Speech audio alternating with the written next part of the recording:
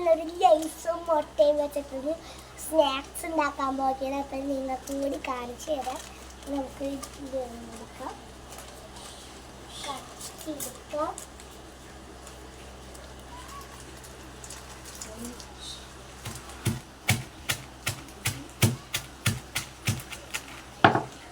Guys, ഇത് lies പൊടിച്ചിട്ടിട്ടുണ്ട്. ഇനി പൊതിനിയില ഇടണം, സവാള തുരു ഇടണം,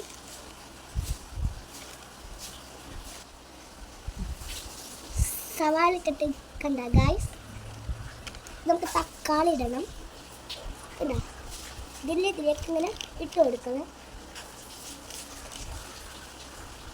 ഇതൊന്നിങ്ങനെ ഇട്ട് തീരണം. മുട്ട ഗൈസ്, ഈ 3 ഐറ്റങ്ങൾ ഇട്ടിട്ടുണ്ട്. ഇനി നിങ്ങൾ ഇങ്ങനെ ഉണ്ടാക്കുമ്പോൾ കവറൊന്ന് പൊട്ടിപ്പോകരുത്. എൻ്റെ കയ്യിൽ നിന്ന് പൊട്ടിപ്പോയിട്ടുണ്ട്.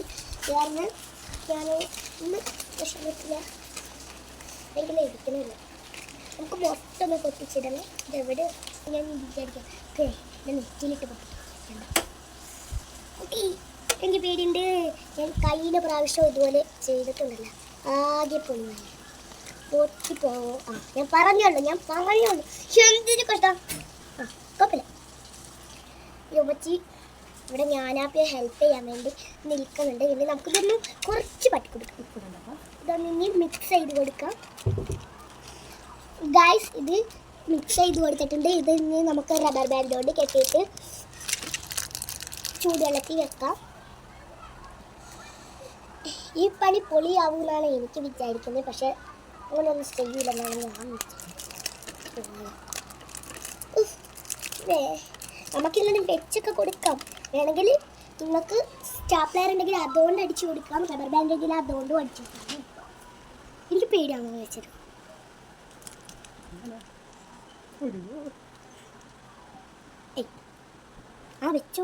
വെച്ചോ കൈ ഒന്നും എടുക്കണ്ട. വീടുമായാലൊന്നും കുഴപ്പമില്ല. മുട്ടി വിക്കി ഇവിടെ മുട്ട. എന്റെ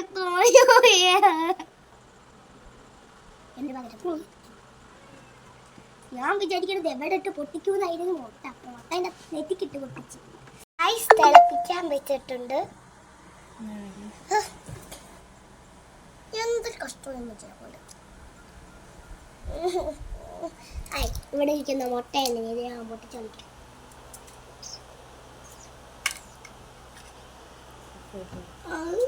പൊട്ടിക്കാൻ പോകുകയാ. കിളി പൊട്ടിക്കാൻ പോവുകയാണ്. എന്റെ കയ്യാണ് അതിന് പകരം. അവിടെ നോക്കണ്ട, ഞാൻ കാണുന്നുണ്ടല്ലോ.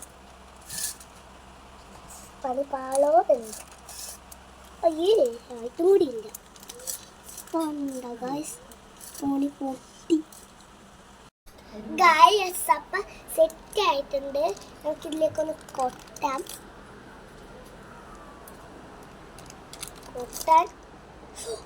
ചൂടുണ്ട് ഗൈസ്.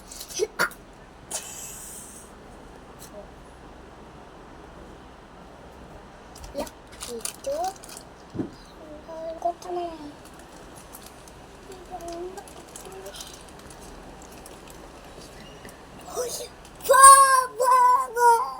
സ്പൂണുണ്ടെന്ന് തിന്ന് നോക്കാം. ഗൈസ്, ഇതൊന്ന് തിന്ന് നോക്കാം.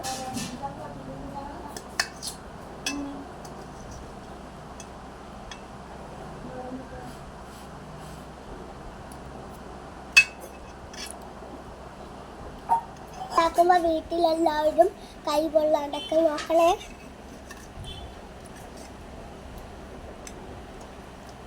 എല്ലാവരും വീട്ടിൽ ട്രൈ ചെയ്യും. സൂപ്പർ.